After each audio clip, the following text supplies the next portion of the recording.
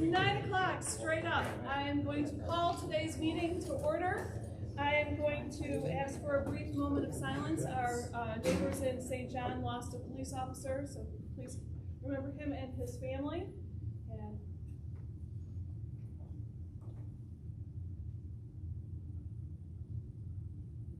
thank you all. And we'll go into the pledge of allegiance. I pledge allegiance to the flag of the United States of America and to the republic for which it stands, one nation, under God, indivisible, with liberty and justice for all. Thank you all. All right, our first order of, our second, I guess, order of business, that was our first order of business, is that a new appointment to the commission.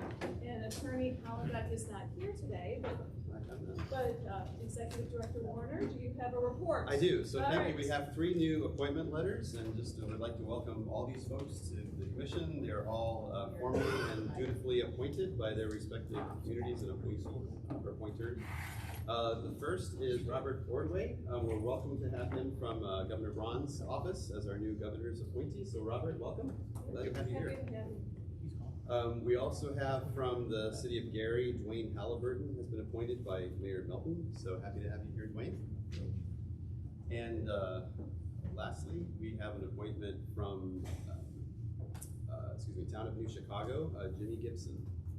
Thank you, Jimmy. Glad to have you here. Welcome to everybody. Thank you for stepping up. We appreciate it. And please, and I'm going to stress that these meetings are important. They, we do need to have a quorum, and especially the December meeting.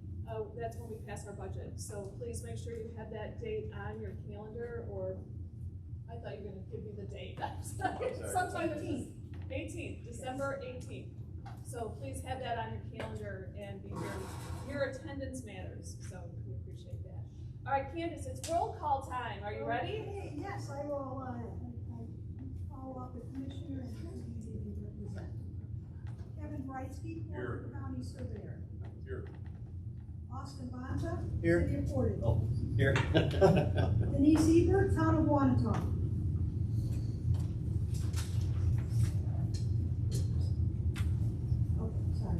Bill Emerson, Lake County Surveyor. Here. Wendy Miss, Town of Munster. Present. Robert Ordway, Governor appointee. Present. Courtney Parthun, City of LaPorte. Present. David Phelps, Town of Beverly Shores. Present. Lisa Rosenkrantz, Town of La Crosse. Present. Tom Schmidt, Town of Cherville. Here. Jim Tunn, Town of Chesterton. Present. Okay, I'll continue on with the remaining commissioners. Kyle Allen. Dwayne Arndt. Jenny Meyer. Tom Black. Jim Burge, Here. Town of Porter. Sorry. Thank you. Robert Carnahan, Town of Cedar Lake. Here. Bill Carroll, City of Lake Station. Tim Clayton, Town of Winfield. John Costas, City of Valparaiso. Present. Dinah Dubras, Town of Michiana Shores. Jimmy Gibson, Town of New Chicago. Here. Connie Grammarosa, LaPorte County Commissioner. Dwayne Halliburton, City of Gary. Present. Keisha Hardaway, Town of Maryville. Bonnie Hawksworth, Town of Dune Acres. Christian Hendren, Porter Township Trustee. Present. Vanessa Hernandez Orange, City of East Chicago. Josh Huddleston, City of Hobart. Present. Lori Hunt, Town of Westville. Justin Keel, LaPorte County Council. Scott Keenan, Town of Ogden Dunes. Peter Land, City of Crown Point. Colleen Lane, Town of Long Beach. Present. John Matlishin, LaPorte County Surveyor. Present. Tom McDermott, City of Hammond. Jack McGraw, Town of Burns Harbor. Here. Edward Morales, Porter County Commissioner. Angie Nelson Deitch, City of Michigan City. Randall Niemeyer, Lake County Council. Linda Pompey, Town of Potawatomi Park. Rick Rifa, Town of Griffith. Warren Schott, Town of Trail Creek. Present. Steve Spebar, City of Whiting. Here. Gerald Swets, Town of St. John. Present. Mary Tanis, Town of Dyer. Present. George Topple, Union Township. Present. Andy Vasquez, Porter County Council. Present. C.J. Whitmer, Town of Couts. John Yelkich, Town of Lowell. Here. We have a quorum, 27, Great. of the full commission. That's always good news. And again, keep that in your, on your list. We do need a full quorum in December, so please make sure it's on your calendar. If I can just take an opportunity to say just a couple of quick things. First of all, just for some layout of this morning, we will be adjourning as soon as this meeting is done, and there's really only 3 items to vote on in the transportation section. We'll be adjourning immediately into a workshop with the Indiana Office of Technology, who is here to be talking about resources available to your community. So you're encouraged to stay for that. After the meeting concludes, we'll be shifting right into that. Also, just want to thank John Yelkish for his service. This is his last meeting today. Some personal circumstances, he'll need to be leaving the commission and the town council. So thank you so much for your service to Lowell, and we'll be awaiting the new appointment, but appreciate your faithfulness here. Lastly, I just want to make sure we thank our friends at Yagi Road Coffee Roasters. We like to, we've had a great relationship in highlighting some local roasters in the area. So the coffee out there is locally roasted, and I want to give thanks to them for donating the coffee for it today. And don't rush out right now and get a cup. You can have one Yeah. afterwards. Stay for the Yeah, meetings. we'll keep it going. So, do we have any public comment? I believe we do. I didn't think there was. So, There are no public comments, but I do see in the make note that Mayor Deitch just. very good. Okay. Nice to see you. All right. The next item on our agenda is approval of the minutes from the May 15th, 2025 full commission meeting. So moved to approve. Is that Bob? Second. And the second was, oh, thank you, Andy Vasquez. Very good. Any discussion or comments on our minutes? Very good. I'll call for a vote. All those in favor? Aye. I got nervous. There was a pause. I'm like, can we please have a vote? Anybody opposed? Very good. The minutes are approved. Leadership committee hasn't met for a little while, summertime and whatnot. You'll see in your packet the minutes from, look at the dates on there. The minutes from the March 11th meeting. The next time the leadership committee is scheduled to meet is September 9th. So, and that's usually 8:30 in the Lake Michigan room. Correct. And I apologize for missing the summer months. I had grandkids I had to watch, and so I'll be back in I was September. going to say, we better see you there in September then, Okay. Bob. Thank you. All right, now for the bulk of our meeting business, the Transportation Committee. Mr. Bransky? Thank you, Madam Chair. The Transportation Committee met on Tuesday, August 5th, where each manager of our staff presented a report on the first and second quarter safety, travel time, reliability, freight, and congestion performance measures. Along with providing the data, she demonstrated a web-based performance measure dashboard, which is under development by NIRPC staff and will soon be online for viewing by stakeholders and the public. The dashboard includes maps and charts that visualize the performance of the region's transportation network. There are 3 items presented for commission action today. The first item for consideration is adoption of Resolution 2515, which will approve a technical amendment to NIRPC's public participation plan, Engage Northwest Indiana. The resolution and supporting materials can be found in the agenda packet. Stephen Hughes will present this resolution. Good morning, everyone. Good morning. So what we're talking about now is a technical amendment to the public participation plan, which is called Engage NWI. Public participation plan is a required element of what we do as an MPO. That is something that we always have to have, and periodically it needs to be updated. So it is a required document consistent with 23 CFR 450.316, because I know you need to know that reference right off the top of your heads. The current version was adopted in August of 2019, and we're updating really just because of the new committee structure that was updated last summer. So the amendment replaces references to the prior committee structure with new references to the current structure. And then it also updates the name of Twitter to X on NIRPC's username. We figured while we were doing a technical adjustment, we'd make that little change as well. There's no substantive changes to the document. And we don't have to go through the full public participation process with comment period and all that. Because it is a technical amendment, we just need the commission or executive board to approve this. And so we're just requesting approval of that technical amendment. Are there any questions for Mr. Hughes?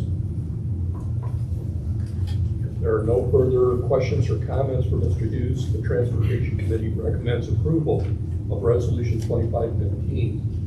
And we're going to have suggested language on the screen. There we go.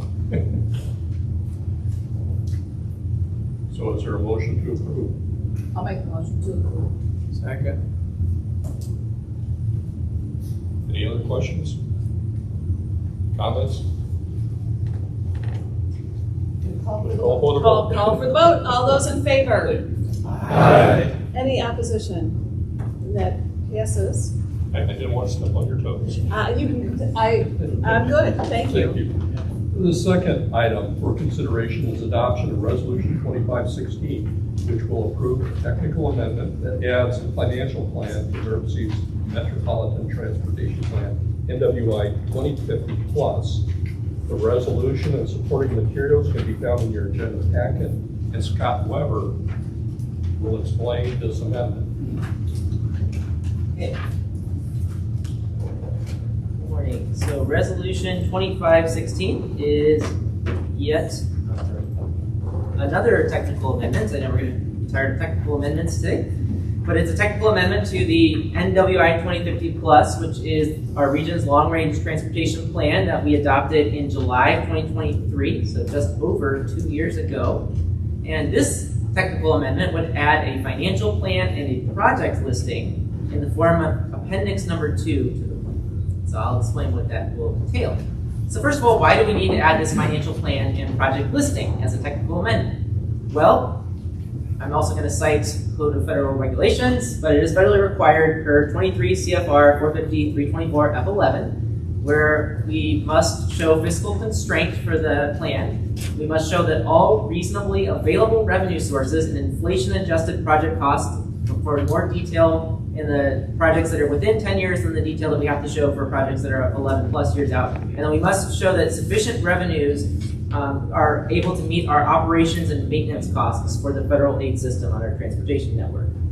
Also, there's been feedback since we adopted NWI 2050 Plus in July of 2023 from INDOT and Federal Highway Administration that a more explicit financial plan in NWI 2050 Plus would be helpful. It's important to note that we already meet the requirements for fiscal constraint in the form of the letter that Federal Highway drafted for us on April 17th, 2024.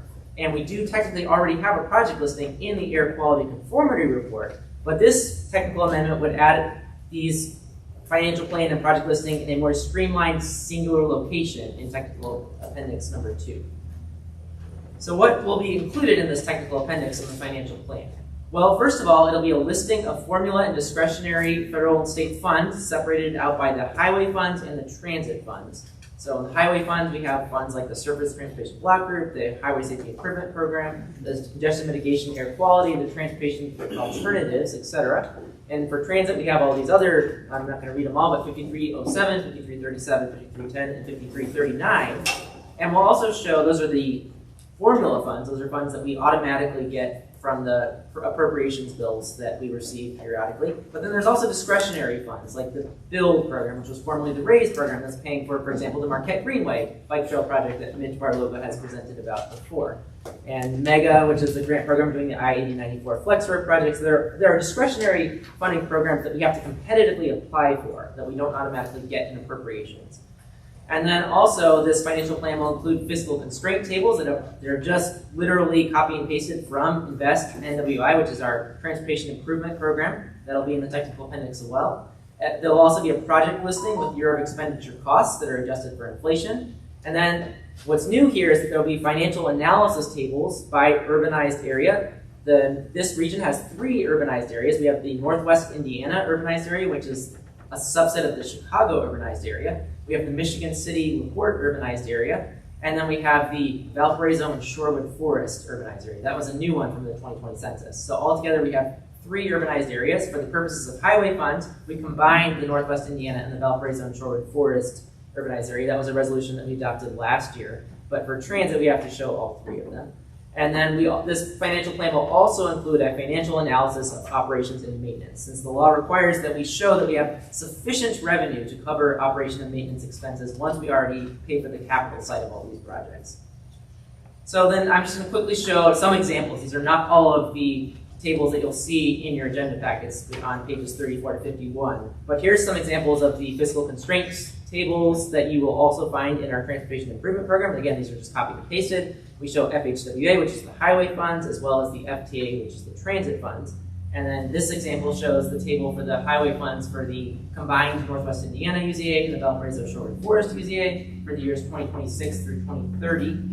And the important part here is that bottom row, the plus or minus, is a positive number, which means that we are financially constrained for years 2026 through 2029. We are not required to be financially constrained for 2030 since it's considered the 5th year of the Transportation Improvement Program. So that's actually, we penciled in projects, but we can move them. And then for the FTA funds, for the transit side, this is showing the Northwest, or this is the Chicago urbanized area. And you can see that we are, again, in the plus side at the bottom of that table for all of these years. And then, as I mentioned, there'll also be a project listing. Again, this is just a very brief example. I'm really not going to read this slide, but this is just an example of the level of detail that we include for some of the projects in our long-range plan and NWI 2050+. And so we grouped them by 5-year buckets. So the first table shows projects that are expected to be open to traffic by 2030. The second table is an example of some projects that are expected to be open to traffic by 2035. We show information about the beginning and end point, the length of them, the sponsor, the federal estimated cost portion, and year of expenditure dollars, and then the non-federal estimated cost portion. So we do that this is just an example, but there are more, you'll see those tables in your agenda packets if you wish to look at them. But this is just the level of detail that we show for projects. And then here, as I mentioned, here's the new level analysis that this technical appendix is going to include. Financial analysis tables broken down by the urbanized areas. So we do this for all of our urbanized areas and for highway and transit funds separately.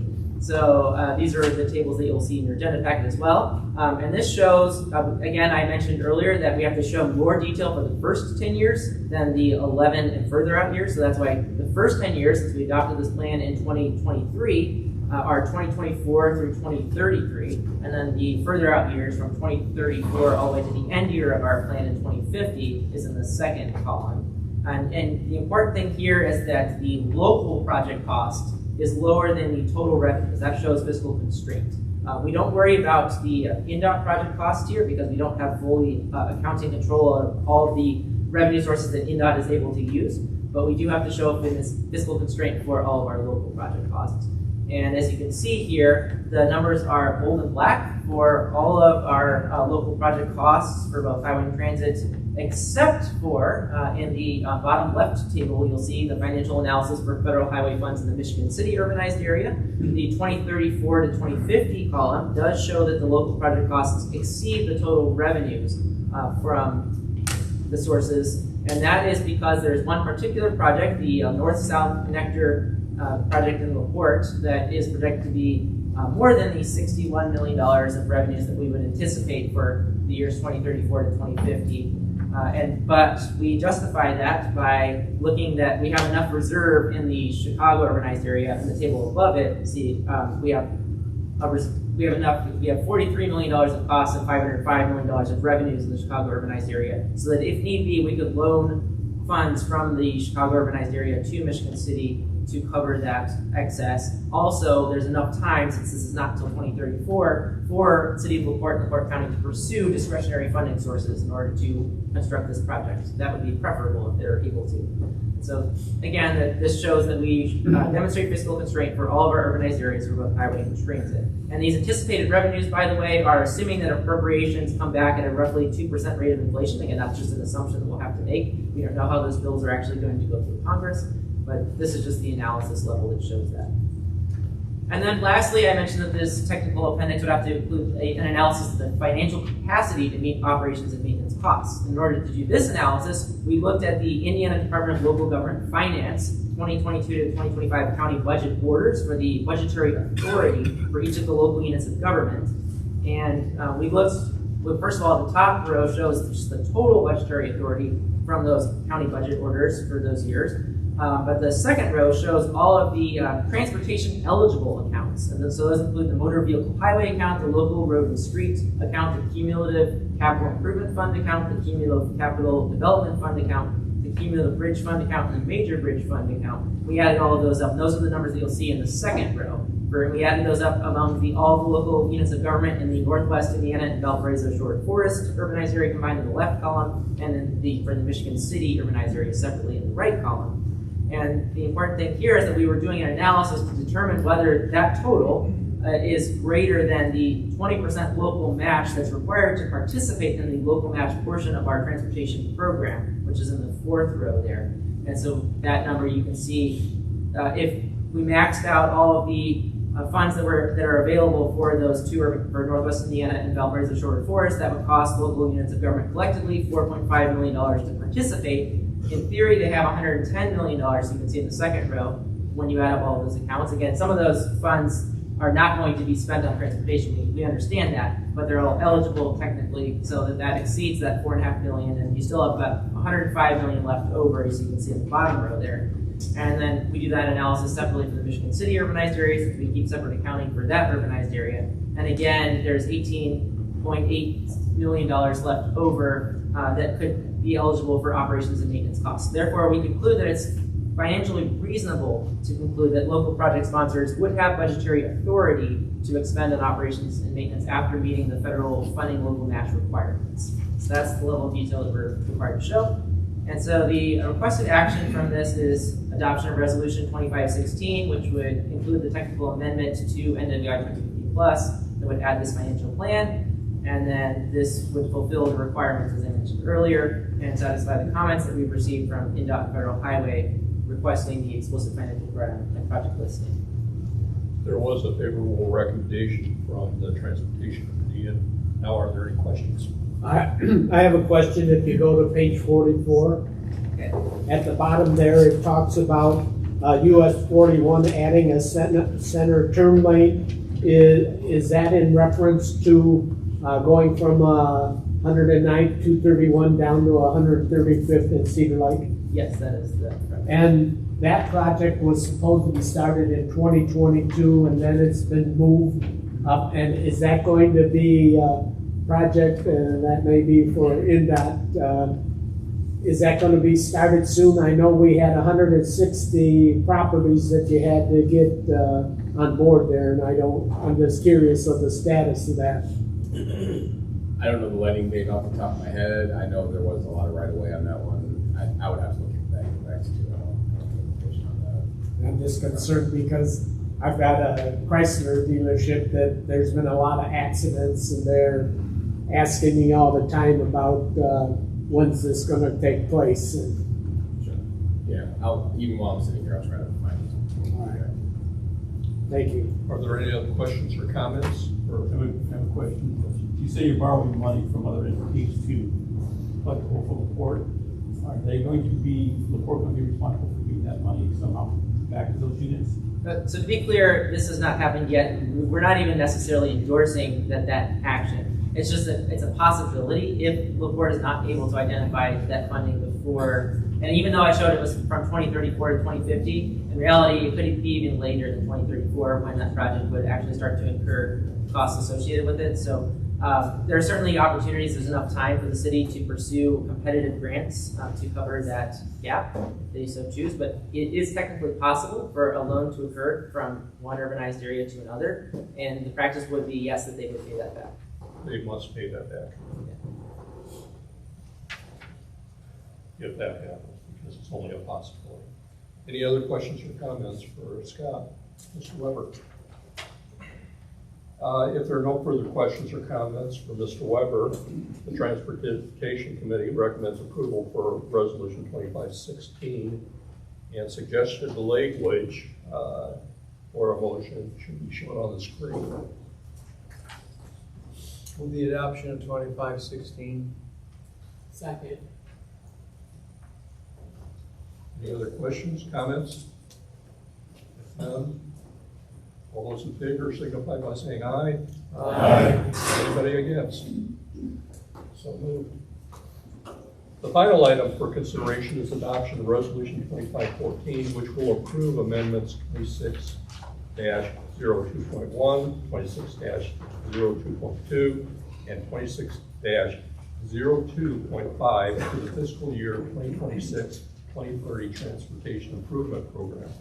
The resolution is found in the packet, but the list of projects was distributed electronically and printed out separately this morning. Stephen Hughes will present the public comment report and the details of the amendments. Sorry, Stephen, if I could just indicate, if you are interested in seeing the print copy, again, it's, what was it, 300 pages or something? Yep.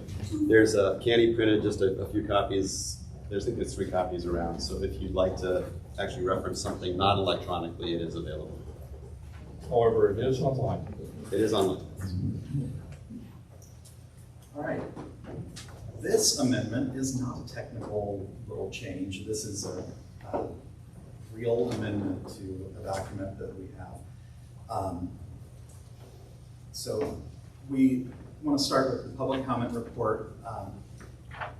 The 3 amendments were released for a 21-day public comment period on July 1st, and that ended on July 22nd. They were made available on our website as well as social media and through press releases with links to the very long document. There were no comments received, and the amendments were also sent to the interagency consultation group for informal consultation first. There was no comment there, and then concurrence was received on July 1st. So this applies to the TIP that was just recently approved, that we have gotten through our process, but it's not been formally adopted into the STIP yet. The amendment projects, there is a listing in your packet as part of the memo that I believe is in there, or again, the link has been sent out and paper copies are around. We make the determination if these are air quality exempt or non-exempt, and then there's also transit. So the 26-2.1 is all of the projects that are exempt from air quality conformity process. 26-02.2 has 5 highway projects that are not exempt from the air quality conformity process. You can see those include right-of-way acquisition, bridges, sidewalk construction, pavement, roadway rehabilitation, adding turn lanes, corridor or intersection improvements, some safety improvements, and small structure repairs and replacements of trails. And then on the transit side, there were 114 projects that used FTA funds, all of which are exempt from the air quality conformity process.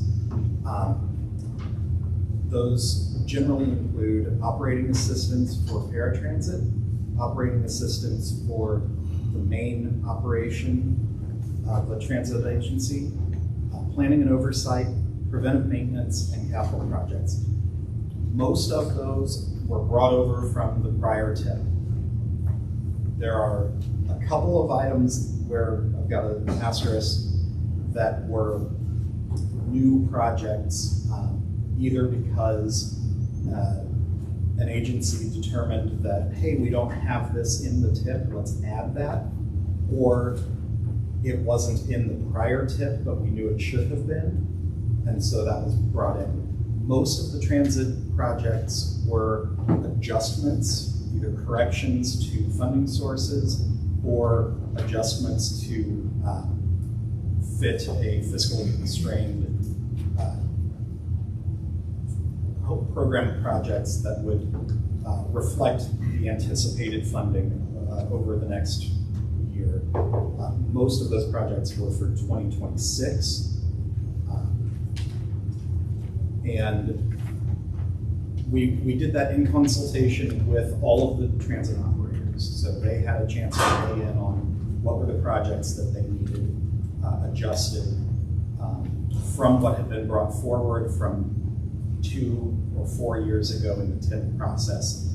We just took a look at it and we said that there may be some adjustments that need to take place due to rising costs, or maybe we've been doing really good with our PM. Do we need that much?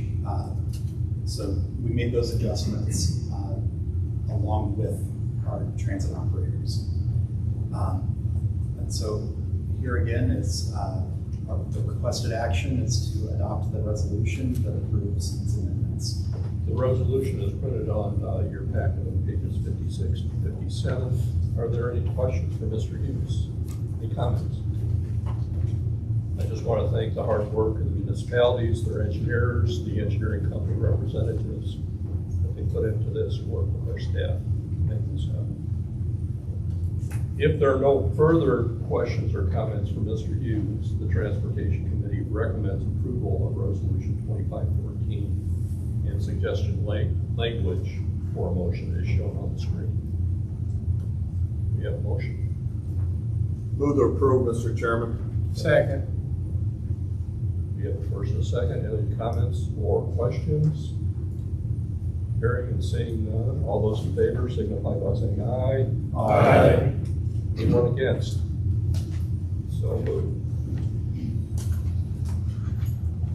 When our business was concluded at TBC, the committee heard a report from Drive Clean Indiana, and staff presented information on the road safety audit program and EDA grant funding. Finally, staff informed the committee that the U.S. Department of Transportation is conducting its quadrennial federal certification review of NIRPC's transportation planning process. Staff encouraged members of the committee to complete the public comment form that is posted on the NIRPC website, and I welcome all of you to do that as well and would appreciate it. The next meeting of the Transportation Committee will take place on Tuesday, September 9th, 2025 at 10 a.m. in this room. That will be 1 week later than normal to avoid the Labor Day holiday. Just as an aside, I've learned that armadillo have made their way into Porter County, so there are 50 counties in our state now. It's another thing that's going to be a road hazard for us, I believe. Madam Chair, that concludes my report. Thank you very much. We appreciate that. Talking to the armadillo. Thank you for all your efforts and hard work as well. And the possums, all of them. All right. NDOT is here. Adam is here from NDOT. Do you have anything to share with us today? I do, just a couple items. Good morning, everybody. Matt's under the weather, so I am doing my best to fill his rather ample shoes today.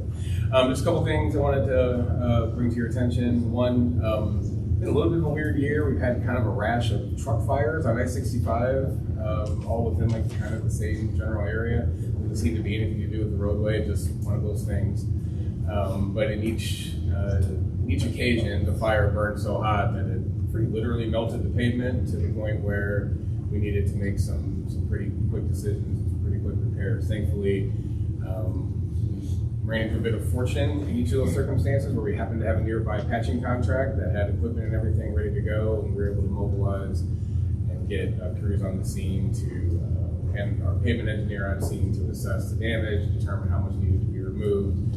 And in all those cases, we were able to get the interstate back open to traffic under 24 hours, which is pretty big achievement. So it's a big kudos to our teams in maintenance, construction, technical services, communications, et cetera. It took a lot to get that out there, to keep everybody safe, and to get the road reopened, a pretty major artery in Indiana reopened to the public in as efficiently a manner as possible. It would be great if we could maybe stop having trucks get set on fire on the interstate, but at least we're getting pretty adept at dealing with it when it does happen. So. Also, if you're not aware, Safe Zones has been active in the district for the last couple of months. For those that don't know, Safe Zones was part of House Enroll Act 1015 way back in 2023.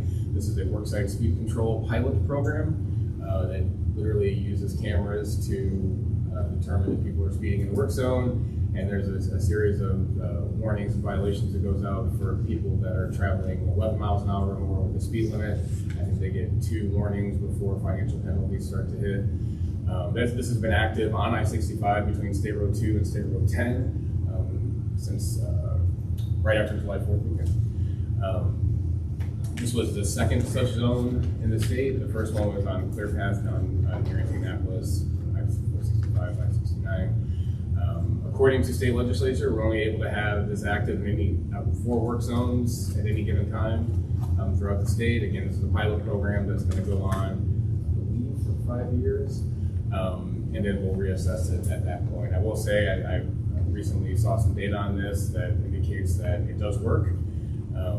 I will say that if you are caught speeding in this work zone, I don't know what to say, because there is a ton of signage and you can't miss it. I mean, we are throwing a bunch of signs at you, and there's a truck that sits there, and so if you're continuing to speed through the work zone, it's you're either not paying attention or just maybe don't care all that much. So, but this is a program we've been a little bit excited about. We know it's maybe a little bit sensitive to some members of the public, but again, we're doing our best to try to keep everybody safe out there in work zones. And not just our workers, but the motoring public as well. Something around 80% of injuries in work zones and work zone crashes are members of the motoring public and not road workers. So really, it's an important effort to keep everybody safe. This is not a revenue generator for NDOT. Any money that comes from this goes into the general fund, and even the money that's been collected, we're not talking about a huge amount of cash. It's more just about keeping people safe, and again, we've seen some data that indicates it's working. We'll see how it continues to go as the pilot program moves on. So that said, entertain questions on that or comments on that or any other topic, or if you want to pull me aside after the meeting, I'll be here. Thank you, Adam. We appreciate that. So the magic number is 11 miles per hour. It's the number we should according to state statute. Okay. I don't know where that number came from, but that's what they just said. And it is very well marked. I've been back and forth to Indianapolis several times over the last couple of weeks, and you've done a nice job. So thank you. We've got moving on to the next committee. We've got Mr. Topol on the Economy and Place Committee. Any report, sir? Yes, sir. Yes, ma'am. Ma'am, sir. The Economy and Place Committee met on July 9th, 2025, and Iman Ibrahim, excuse me, my telephone just went out. Iman presented an update on land use and housing, covering NIRPC's community-based housing data and Northwest Indiana 2050 plus recommendation. The presentation highlighted best practices for middle housing types, income-based housing needs by 2050, infield priority areas, and strategies for infill development in Northwest Indiana. Henry Kane shared information about the EDA's disaster supplemental grant funds now available to eligible applicants in Lake County. This funding is available because of federal disaster declaration established for 12 counties in Indiana due to the severe storm, tornado, and straight line wind events that occurred in 2023. The next meeting will be October 8th, and that concludes my report. Any questions? Thank you very much for that. Mr. Emerson, at the Environmental Committee report, anything? Thank you, Madam Chair. And before I get started, thank you for the armadillo update. It should be a standing agenda item, I think. The armadillo, unlike other mammals, will cause substantial damage to the undercarriage of your vehicle, so just be aware. Well, the Environment Committee met on August 7th. We discussed the proposed structure and communication improvements for NWI Region Resilience, which is a group of kind of a organization of environmentally concerned groups in Northwest Indiana by Kathy Sipple from Earth Charter Indiana. She gave that presentation, which kind of turned into a discussion of how to better engage communities in the Environment Committee here at NIRPC with sustainability commissions from the local communities and things like that. It was a good discussion on that. Jen Birchfield then gave us an update on the community climate impacts and priorities for the climate action plan for the Chicago metropolitan area. So it was a good meeting. We also discussed other environmental issues going on, in the region and the state. As you guys are probably aware, the state's looking at reviewing vehicle emissions rules, testing for Northwest Indiana. So that's been a hot topic at the Environment Committee, and I'm sure a hot topic for a lot of you. So we discussed that. As I think there's a year study of that downstate, so we want to make sure that we have a voice in that, and we're discussing that as well. And so if you want to join, if you're environmentally concerned or interested in environmental issues, our next scheduled meetings will be November 6th at 10 a.m. in this room. And we may have more in the meantime if other topics come up that people want to present on. So that's all I have, Madam Chair. Thank you. Very good. Thank you, Mr. Emerson. I've got a comment. State Senator Rick Niemeyer has worked very hard trying to get that emission test removed, and he's pretty excited that it may happen. And we'll see what it does. Very good. Thank you. Thank you very much. And each one of you, each commissioner is assigned to one of these 4 committees. If you're unsure which committee you are on, please let us know. But your participation is greatly appreciated on them. So I look forward to seeing you at an upcoming committee meeting. Any other business, Mr. Warner? No other business. We do have a couple of announcements if there's no other business. All right, we can move on to announcements. I'll yield to the chair. Whichever. So Lisa Todd and Dennery Kane, I think, both have something brief to share. Lisa, whichever. You want to go first? Thank you. I just wanted to let everybody know that NIRPC is holding free transit vehicle disposition sales. So these are used transit vehicles. We recently been able to acquire some new vehicles, so then we're ready to turn over those old vehicles.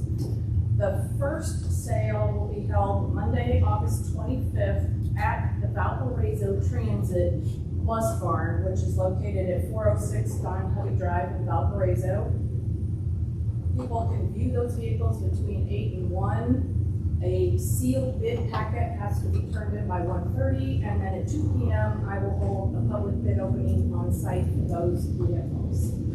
A listing of all of these vehicles and the sale, their photos, details, is on NIRPC's website based on each date. The second sale will be held on Wednesday, August 27th. Here at NIRPC, the vehicles will be out in our parking lot for view the same time frame, 8 to 1, 1:30, bid packets, 2 p.m., public bid opening. And then the third sale will be held on Wednesday, September 3rd at East Chicago Transit Yard in their bus barn.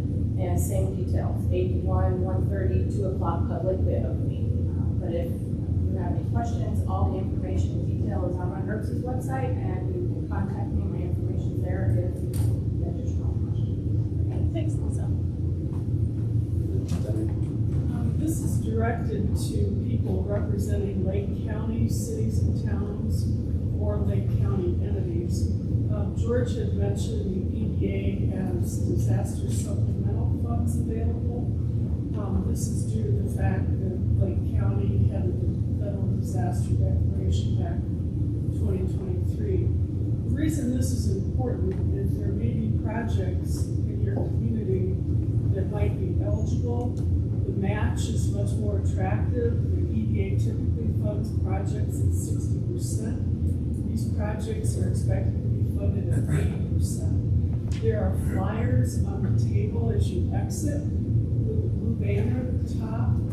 This information was sent out about a month ago via constant contact to you, but if you missed that, or if you'd like a reminder about the details of the program, please pick up the flyer. If you have questions about the program, please contact me. The other thing that's advantageous is that Lake County is only one of 12 counties in Indiana that are eligible for this. And so this is a reduced pool of competition both within our state and within our region and across the nation. So I would encourage you to look closely at this program. If you have a project that would qualify, don't let the term disaster supplemental throw you. There are a wide range of projects that could be potentially eligible as long as there's an increase in private investment, which is a priority for the current administration. Thank you. Hi everyone, Drive Safe Indiana will be hosting an EV Ride and Drive event on Thursday, September 18th, actually right after the next full commission meeting from 11 a.m. to 1 p.m. in the parking lot. We're going to have vehicle displays from local EV drivers and also local dealerships. So I'm going to put this flyer on the table outside after the meeting. There's a QR code here if you'd like to register to attend. Also, if you have an EV yourself or you know anyone who has an EV who might like to participate, there is a place on the registration link to apply to display your vehicle as well. So we hope to see some of you out there at the next commission meeting in September. Thank you. Mr. Plum has an announcement? Well, just a brief invitation and an announcement at the same time that on September the 12th, we're going to have a ribbon cutting ceremony on 1100, which marks the completion of the Westchester Liberty Trail Phase 1 from 5th Street in Chesterton all the way to 100 East. And that will link with the Duneland Prairie Trail via the 23rd Street cutoff. So you can come into Chesterton on the Duneland Prairie, shift over to the Westchester Liberty, go down to the potential site that we did some work with in town for the Dunes Kankakee. So there are a number of connections that are going to be possible with the completion of this trail. Westchester Liberty Trail basically runs from Dogwood Park, where we have the famous art fair, down to the 100 and by the Boys and Girls Club, and the main entrance for the high school is on 1100. So we feel that this has been a very effective improvement, and we're looking forward to it generating a lot of traffic, even from the Healthy Living campus that's being constructed at the old Chesterton High School by the YMCA. So we have a lot of connectivity we're working on, and a lot of it has been at least partially started, if not completed. So we're very thankful to several people. Mitch has been a very good counselor and advisor on this. Mitch Barloga from NIRPC. Charles Bradsky from NIRPC has helped us out on some funding that we were able to achieve. Matt and Adam from NDOT, thank you for your counsel, your advice. We appreciate that. So at any rate, if you are out and about, you are into trails, stop by 1100 and the Dunes Community Church. That's the location where we're going to cut the ribbon. That'll be on the 12th, which is a Friday. So thank you. What time? 10 o'clock. Thank you. Thank you. Congratulations, an exciting project. Yeah. All right. Very good. Mr. Vice President? Oh, we have something happening down in South County. But the big area north of us, that both operations, the city center, they have their popcorn fest. But before they kick that off, this Saturday we have the pork fest down in Couch from 8 until 6 p.m. Never been down there? Come on down, take a look, see how we celebrated a little local community type deal. And we get a pretty good crowd out there. So if you have never been, this is probably the year. Come on down and take a look. And when you're done with that, you'll see Jonathan Belfort. From pork to popcorn. Tenderloins this big? Or? Well, tenderloins the size of your head. Okay. Right. Makes it worth the trip right there. Smash them all down. Very good. And then, Mr. Carnahan? Yes. We've had a number of different newspapers that have folded up in South County, the Lake County Star, the Crown Point Register, the Cedar Lake Register, the Cedar Lake Journal, and the Lone Tribune. So we were without a paper. But last Thursday, we got a new paper in the community called the Lake County, South Lake County Sun. And I'm very proud it's going to serve, they're going to try and serve St. John, Crown Point, Cedar Lake, and Lone. And it's good that papers are folding up, and it's good that we have a paper that's serving South Lake County now again. Great, congratulations. You can get them over to Chesterton, we can get some people up in Parkins. Yeah, I guess Chesterton was in partnership with the guy that owned the Lone Tribune. Did that fold too? Yeah. It's rough. It's rough. We hooked up with good news right now, but we're open. Very good. And then Mr. Mr. Phelps. Just one comment, which I'm sure is not new news here, is budget season for all the taxing districts, and Senate Enrolled Act 1 is a real disaster for our town. In addition to that, Porter County has, for the first time in a long time, set aside 2% of the AV as AV withholding, which means it's not calculated into the AV. I believe this is true. I've been talking with the auditor's office, and they're not quite clear, but I believe that that's withheld from the AV for the towns, which will force the rate up, which puts more people into the circuit breaker. So it's a pretty major issue for Beverly Shores, which is a very, very small community compared to most all of your budgets. But I'm sure you'll hear about the impacts.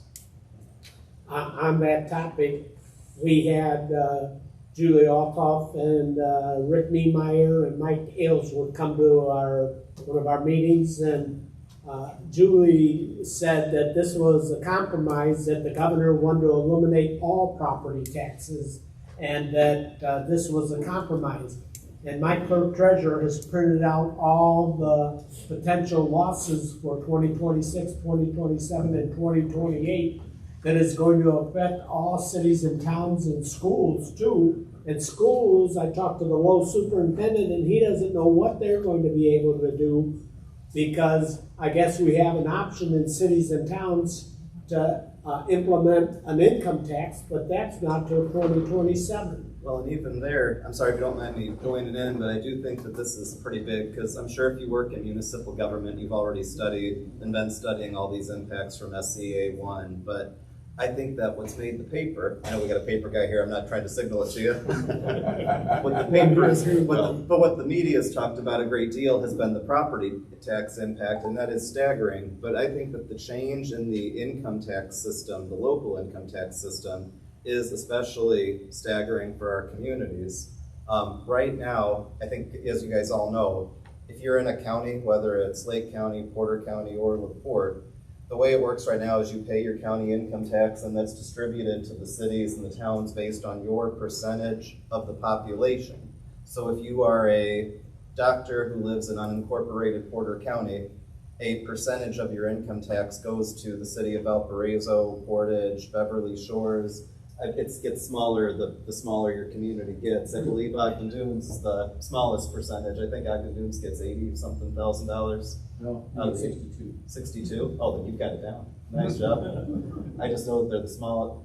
Come 2028, that goes away. The counties keep 100% of the income tax they collect, and the pieces of the county income tax, be they public safety, certified shares, edit, it all pretty much goes away to just one default county income tax. Now the county then keeps 100% of that. It is now on the cities and towns. They are now going to be required, I think starting 2027, to vote each year on a local income tax rate. So if you're a bunch of crafty politicians on town and city councils, you don't have the ability to set it one time and forget about it. You're obligated to vote on it again every year. Now that creates a whole bunch of trouble because to start, the cap there is 1.2%, same as the counties. But anyone who lives in the city and town, assuming the county and the city or town both do an income tax, you're getting double taxed. Hypothetically, you could live in a city or town and your city government could do a 1.2% tax, the county could do a 1.2% tax, and then you are paying 2.4% of your income because people can do math. To put it really simply though, the biggest challenge is that there is no guarantee that any city or town, even if they were to do the max 1.2%, there's no guarantee that the amount of revenue that they're going to get from a local income tax is going to equal or exceed the current share of the county income tax that we're currently getting.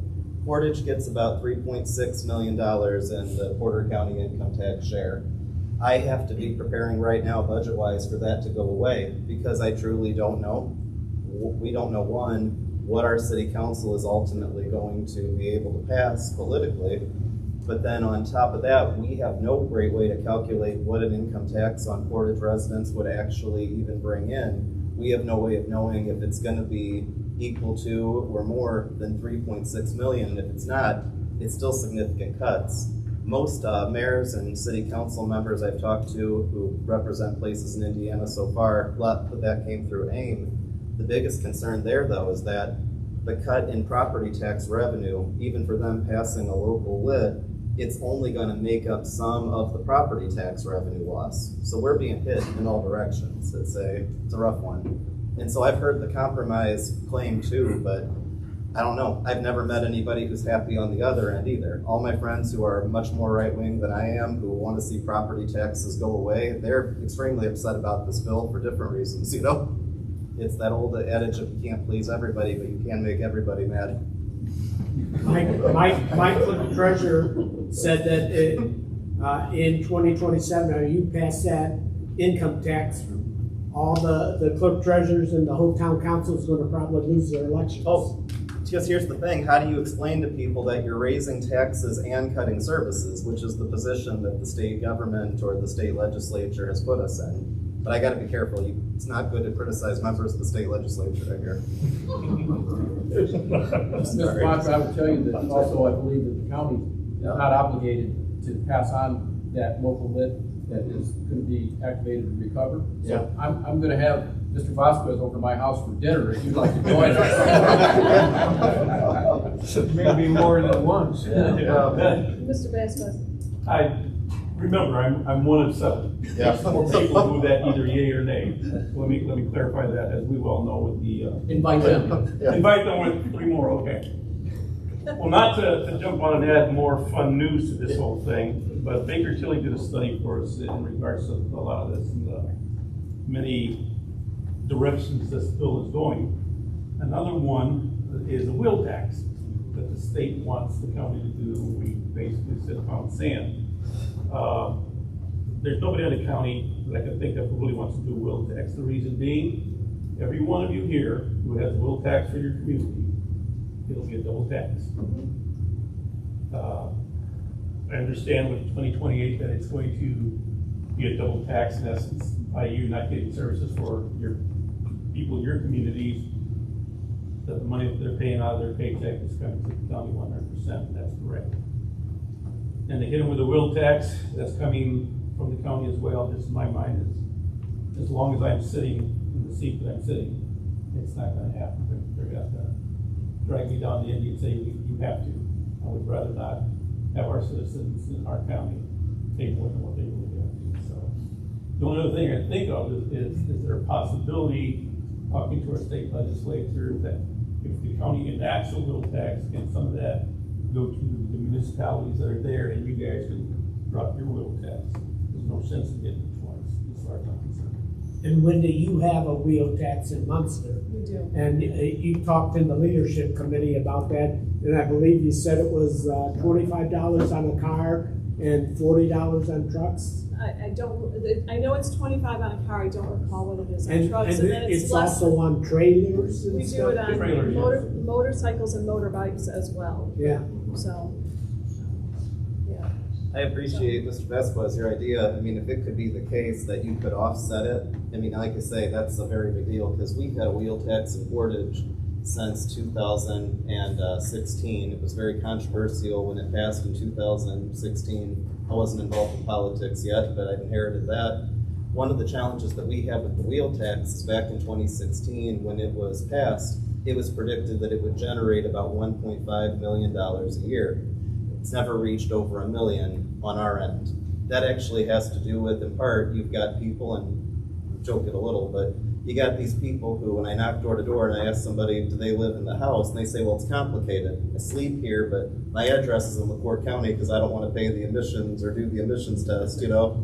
Then you've got people who move from another state who don't switch their license plate over. So that's something that we are actively working on, is trying to make sure more people where if your address is in Portage, we need to make sure your license plate says Indiana, because unless it does, we're actually not collecting that whole wheel tax. In Lake County and Porter County, if you don't have a wheel tax yet, be aware if you're considering one, the importance of making sure that you have plans in place to make sure that your plates match where people are living. I've been told the city of Hammond has a very good policy on this, so we're looking to study a bit about what they do. It makes sense being right on the Illinois border, you have issues like that. Mayor, there's also the possibility of a local safety income tax, which runs into less opposition by the public because they have a guarantee that the money would go to safety issues, police and fire. And that's a little bit more palatable, I think, than just paying a wheel tax. We don't have a wheel tax in Chesterton at this point, and we really don't want one. But I don't think we would run into the same opposition if it was a local safety income tax. My understanding, and I haven't really checked this up as much, you might know already, because us already having a wheel tax since 2016, I don't know if it's mattered as much, but my understanding is the new rules coming in for community crossing qualification, is that either encouraging or making it that you have to have one? Yeah.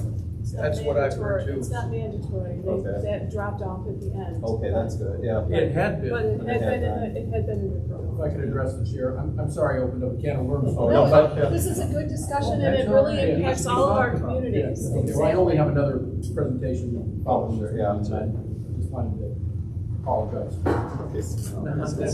It's very timely. That's fine, it's not a problem. Yeah, I just have three super quick things. First, and Colleen, forgive me if I'm wrong, but this is your first commission meeting since being designated by Long Beach, so welcome. Just wanted to formally welcome you to the commission. Glad to have you here. We're going to, as soon as we adjourn, just a reminder, we're going to transition into the Indiana Office of Technology workshop. We may do a little bit of configuration. This is a great opportunity to grab a cup of welcome donated Yagi Road coffee. So grab that as we make a quick stretch as we transition to the meeting. And then thirdly, I just feel like I would be very remiss if I didn't share everything I know about armadillos. So I do happen to know that their instinctual defense mechanism is to jump up, which makes them, which is why they are particularly problematic with vehicles. So Mr. Breitsky is not wrong in the undercarriage of your car, so be careful out there. And I apologize for bringing it up. No, not a problem. All right, if we have no other business, again, please keep St. John and the Northwest Indiana Regional SWAT team in your thoughts and prayers right now, as they have recently lost one of their officers, Aaron Antmeyer, and we have an injured officer in Chesterton. It's a dangerous job. It does put strain on your health, and it's a dangerous situation. So keep public safety in your minds. And if there's no other business before us today, our next meeting is an executive board meeting on September 18th at 9 o'clock here. The executive board is expected to attend. The commission is encouraged to attend. We love having you here. And then the big date is December 18th. That is our annual budget meeting, and we do need a quorum. And it is nice. Ty always likes to get paid, so he likes that, as well as the rest of the staff. They like that to be approved. So if there is no other business before us today, I will adjourn today's meeting at 10:04. Have a good one, and we'll see. I won't be here in September, so Mayor, that'll be your meeting to leave. So.